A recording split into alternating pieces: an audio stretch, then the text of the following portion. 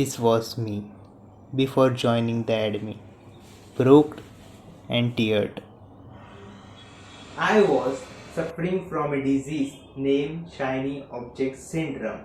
I was doing everything that would make me possibly the money. So I started blogging, making content, making website. Then YouTube Baba gives me the recommendation. You can start earning from YouTube channels. You can make money from creating NFTs.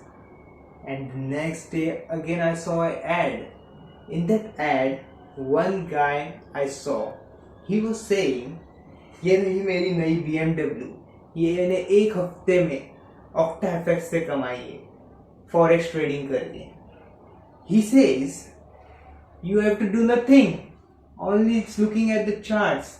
If the chart goes up, you will make money. If the chart goes down, then also you will make money. So basically, I was doing everything but ended up doing nothing. Then I discovered a channel named Alok Badatia and I started gaining knowledge from him. This is how now I am after joining the AADME. Now, as Sir says, I just keep my mind into refrigerator and I only do Shirsasana. Wait, I'll show you how.